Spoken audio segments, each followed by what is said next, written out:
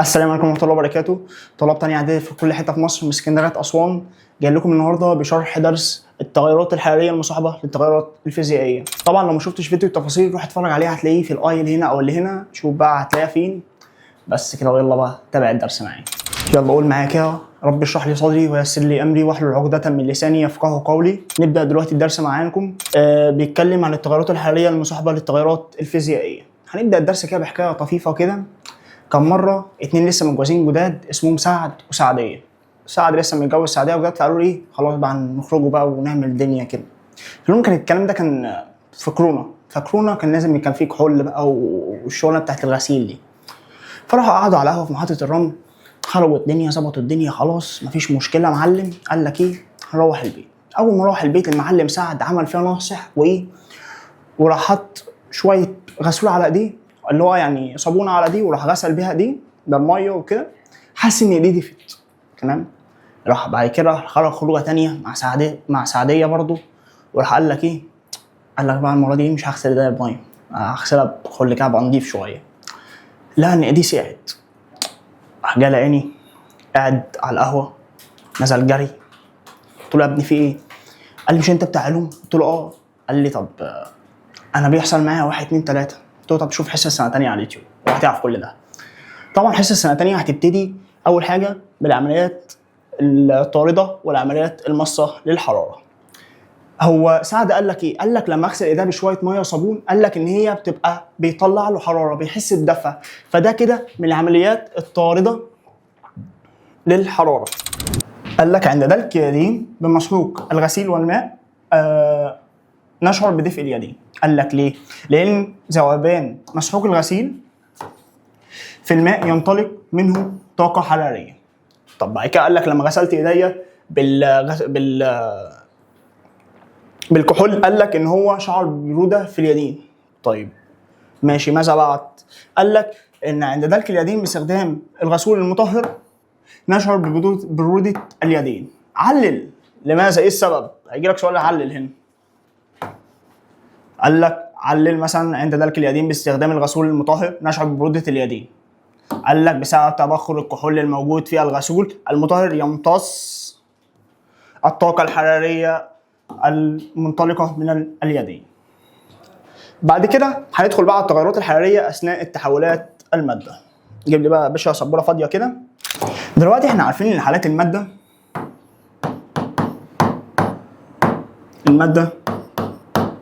كانوا كام؟ 3: صلبة، سائلة، غازية. صح ولا غلط؟ قال لك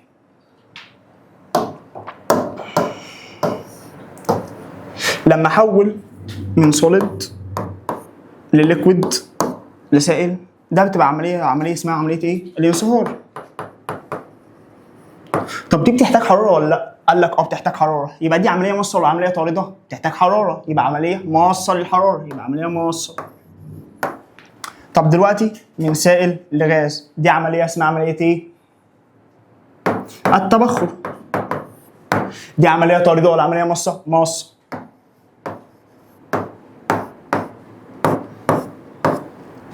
بالنسبه من صلبه لغازيه، دي اسمها عمليه ايه؟ التسامي. تمام يا مستر. يبقى كده عندي برضو من صلبه لغازيه، دي بتحتاج درجه حراره عشان تعمل عمليه التسامي، فدي برضو اذا اصبحت موصى للحراره. تمام يا مستر. قال لك طب لو انا جاي بقى من فوق لتحت، وليكن مثلا ايه، من غازيه لسائله. من غازيه لسائله دي عمليه التكثف، صح؟ طب عمليه التكثف دي بيحصل لها ايه عشان تحصل او ايه اللي بيحصل؟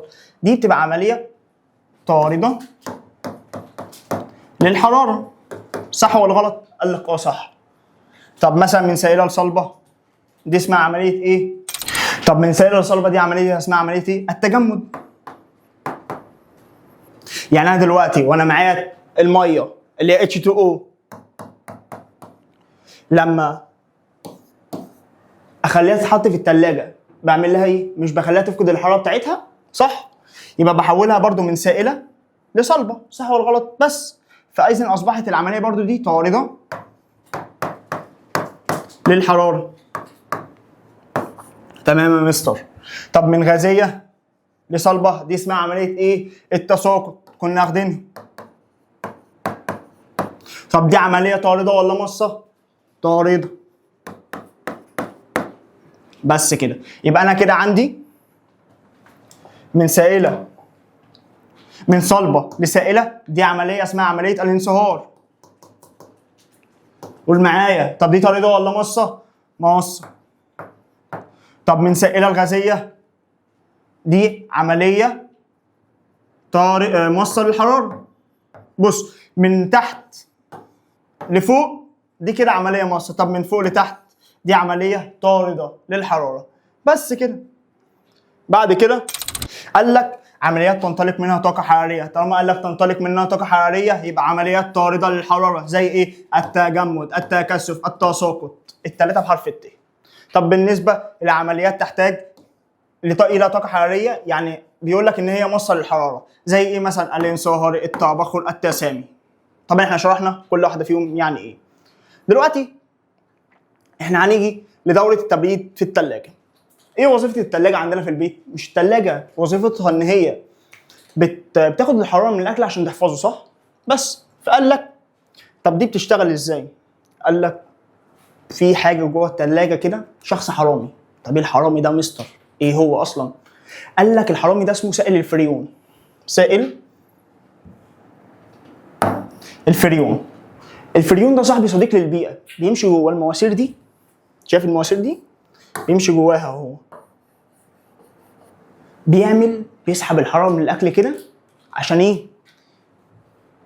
يحافظ على درجه حراره الاكل. قال لك طب الدوره بتاعت الثلاجه دي بتمر بثلاث حاجات: التمدد والتبخر والضغط والتكثف. طب ايه هو يا مستر التمدد والتبخر؟ قال لك بيمر سائل الفريون، بنعرضه لضغط مرتفع عشان يتحول ليه؟ لغاز. تمام؟ يعني من السائل الى غاز. ايه طيب؟ تمام؟ فهيتحول الى غاز بارد ويمتص الحراره الاطعمه داخل الثلاجه. تمام؟ بعد كده قال لك الضغط. يقوم الضاغط. ايه هو الضاغط بقى مستر؟ هيجي لي سؤال كمان شويه، اقول له يعني ايه الضاغط؟ قال لي اللي هو موتور الثلاجه. طب ايه هو موتور الثلاجه؟ بيسحب الغاز وضغطه فيرتفع درجه حرارته. تمام؟ بعد كده عندي التكثف. التكثف يمر الغاز الساخن. عارفين شبكه الانابيب دي؟ بيمر الغاز الساخن فيها. ليه يا مستر؟ علشان يطلع درجه الحراره بره، بحيث لو انت حطيت ايدك على ظهر الثلاجه كده، الثلاجات القديمه هتحس ان هي سخنه. طب ليه يا مستر سخنه؟ علشان الحراره دي تنطلق منها خالص. تمام؟ فدي قال لك بيمر الغاز الساخن في شبكه الانابيب الموجوده خلف الثلاجه فيبرد متحولا الى سائل مره اخرى ويعيد ذلك. تمام. بعد كده عندنا التغيرات الحراريه المصاحبه لعمليه الذوبان. في عندي امسح كده يا باشا عشان الشارع روقان، نجيب الاسود. في عندي عمليتين: عمليات الذوبان الطاردة وعملية الذوبان المص. تمام يا مستر. انا دلوقتي مثلا لو عندي اناء محطوط فيه 100 مللي مثلا وليكن H2O، تمام، وهنحط عليهم هيدروكسيد الصوديوم NaOH، صح ولا غلط؟ تمام. هنحطه هنا، هنحط وليكن مثلا منه 4 جرام. انه وليكن مثلا دي كانت درجه حرارتها 25، قال لك هيكون درجه الحراره الجديده بتاعت السائل ده بقت 35 درجه. ازاي؟ طب يا مستر ايه اللي حصل؟ ما هو كان شغال تمام. ايه اللي حصل؟ قال لك العمليه دي بنسميها عمليه طارده. كانت درجه الحراره تي دي كانت تي 1 ولا تي 2؟ تي 1 عشان دي درجه حراره الغرفه.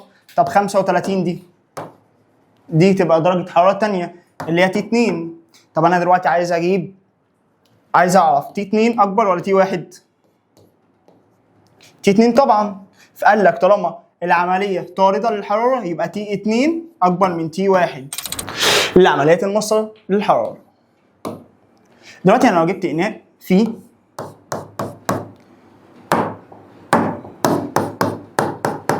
وليكن 100 مللي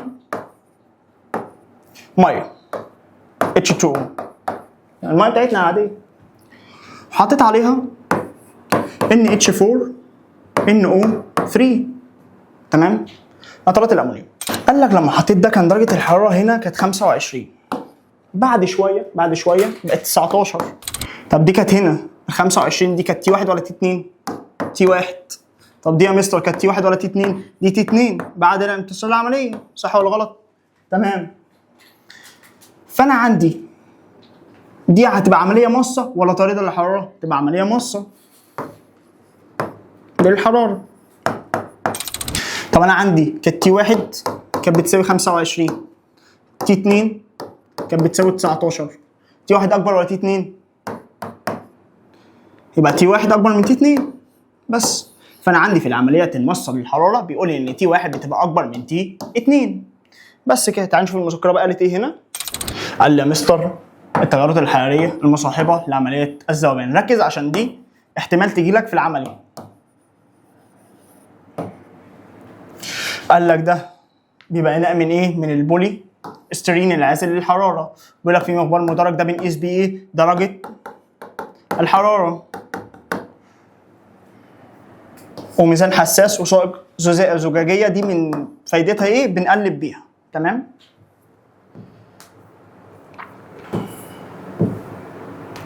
قال لك في هنا معلومه ملحوظه، بيقول لك يتم استخدام اكواب من البولي استرين العازل للحراره مع وضع غطاء فوقها لمنع انتقال الحراره من داخل الكوب الى خارج الكوب والعكس. ليه؟ عشان اعرف اقيس هي درجه الحراره سواء كانت مصه او طارده للحراره. ويمكن زياده العزل الحراري عند اجراء التجربه السابقه عن طريق استخدام كوبين او 3 او اكثر من البولي استرين. طب فايده البولي استرين ان هو ايه؟ طارد، ان هو ايه؟ بيعزل الحراره تمام. في عندنا هنا ذوبان بعض المواد في الماء يؤدي الى سواء كان طارد للحراره سواء كان ماص للحراره. طب مستر ايه الفرق ما بينهم؟ قال لك الذوبان الطارد للحراره ده مستر بينطلق منه طاقه حراريه. عشان قلت ان هو طارد، طالما قلت ان هو طارد يبقى ايه؟ ان هو ايه؟ بينطلق منه حراره تمام. طب الذوبان الماص للحراره قال لك ده بيمتص، طالما قلت له بيمتص يبقى هو ايه؟ ماص للحراره. زي ايه مثلا عندنا في المواد اللي ذوبانها بيبقى طارد للحراره؟ قبل اي حاجه بس الكلام ده حفظ. سيب اللي في ايديك يا حبيبي وروح احفظه دلوقتي تمام. سيبك وروح احفظه دلوقتي. اديني قلت لك وقف الفيديو وروح اطبع الورق وروح احفظه دلوقتي لازم عشان تعرف تحل الاسئله. هيدروكسيد الصوديوم اول حاجه ان هو بيبقى من المواد الطارده للحراره NaOH. وكلوريد الكالسيوم وكربونات الصوديوم وكبريتات النحاس الغير متهدرته اللامائيه وكلوريد الكوبالت الغير متهدرت وكلوريد الليثيوم الغير متهدرت. هنا بقى ايه؟ نترات الامونيوم وكبريتات البوتاسيوم وبيكربونات الصوديوم وكبريتات النحاس المتهدرته. ركز على المتهدرته دي، هنا ما كانش فيه هنا كانت غير متهدرته، هنا بقت متهدرته. طب يا مستر ايه المتهدرته دي وايه الغير متهدرته؟ مش فاهم.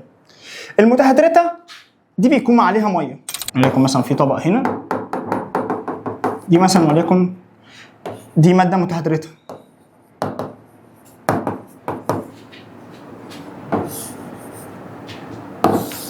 وليكن مثلا دي ماده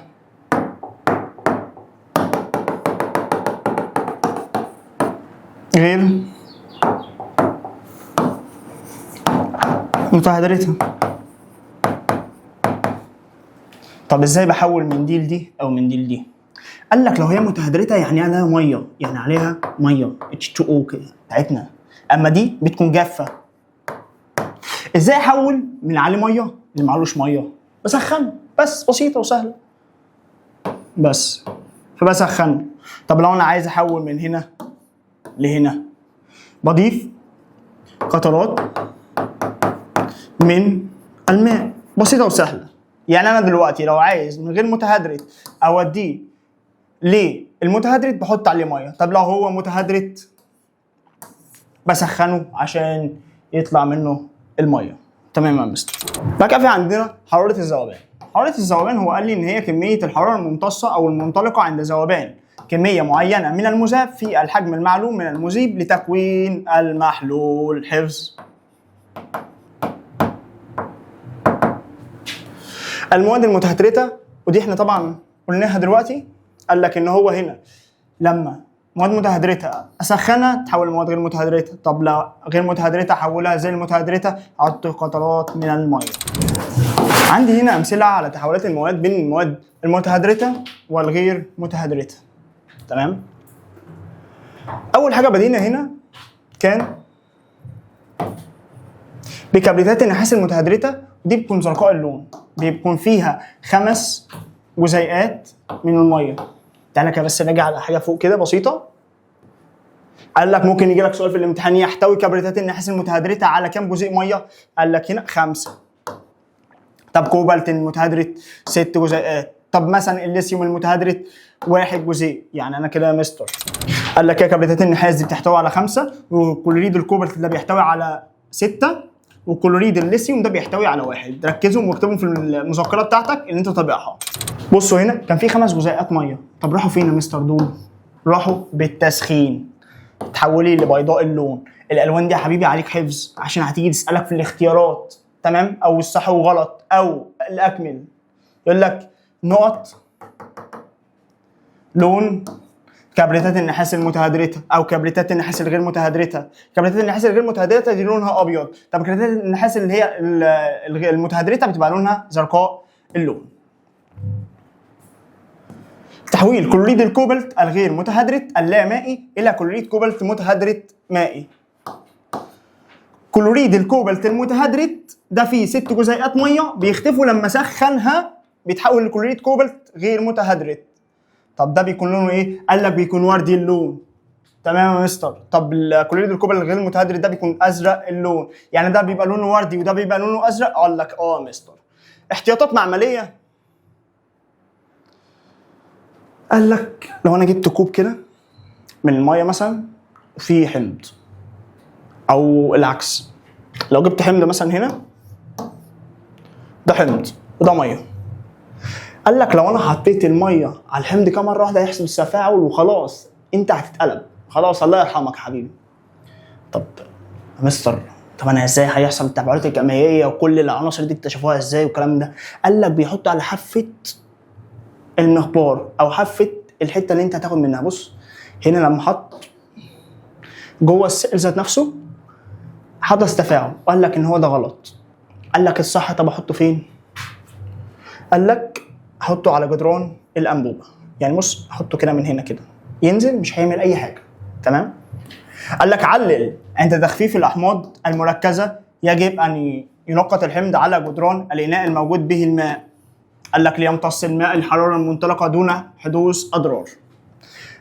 السؤال ده مهم هيجي لك في الامتحان بتاع الشهر. تمام.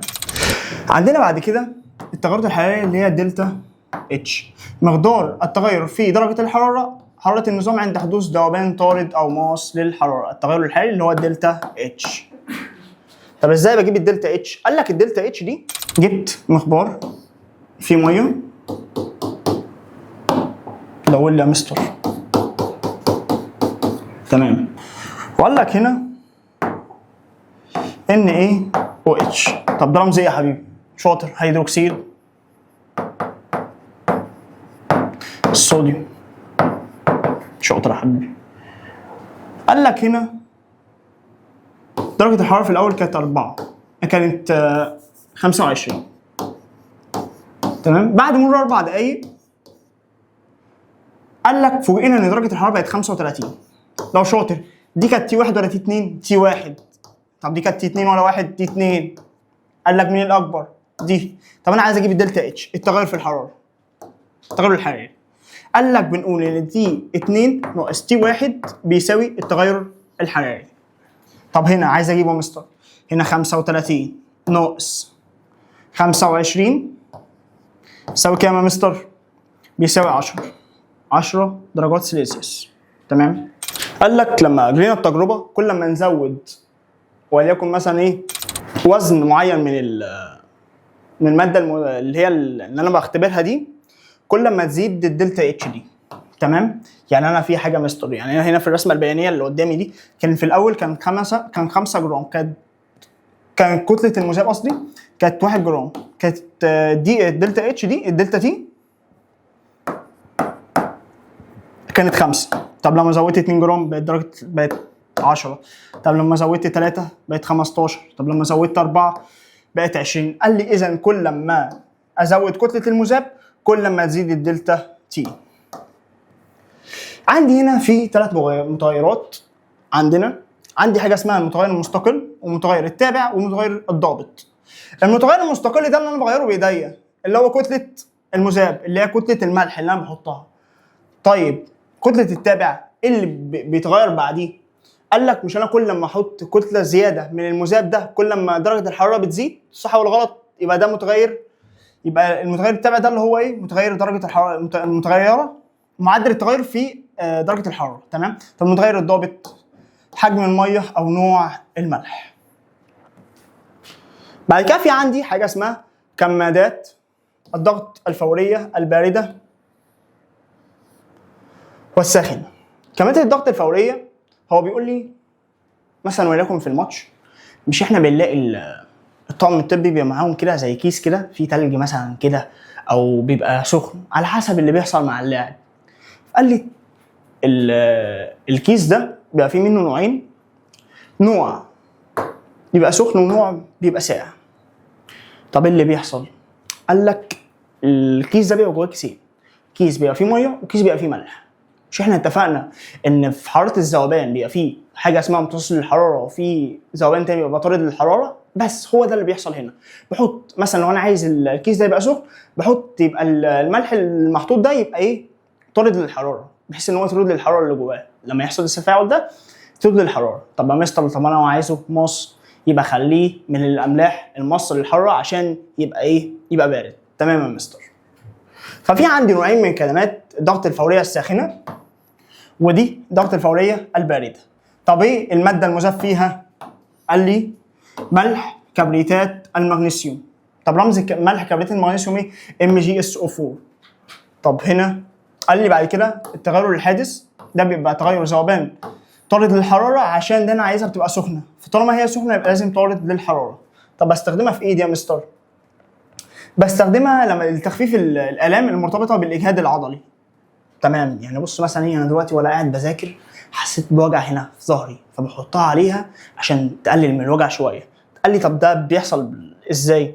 قال لي لانها تعمل على توسيع الاوعيه. قال لي يعني هنا في الكمادات الساخنه دي بتبقى عامله على توسيع الاوعيه. طب الكمادات الضغط البارده قال لي عكسها، بس قال لي هنا الملح المذاب فيه ده ملح نترات الامونيوم NH4NO3. احفظ بالله عليك الرمز ده عشان ممكن ما يجيبلكش في الامتحان. قال لك التغير الحراري الحادث بيكون ذوبان ناقص للحراره. وقال لك طب استخدمه في ايه؟ قال لك تستخدم كمادات الضغط الفوريه البارده لتخفيف حد التورم.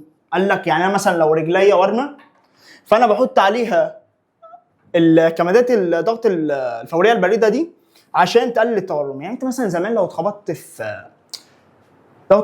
بتلاقي ستك مثلا زمان بتحط تلج على المنطقه اللي انت اتخبطت فيها مثلا وليكن. طب ليه؟ عشان بتضيق الاوعيه الدمويه مما يقلل من تدفق الدم المنطلق فيصبح الورم يقل. تمام؟ وبكده نكون خلصنا درس النهارده. ما تنساش تذاكر وتحل الواجب وتتفرج على الملخص عشان ما تراكمش عليك حاجه وبس. وكان الله بالسر عليم. مع السلامه.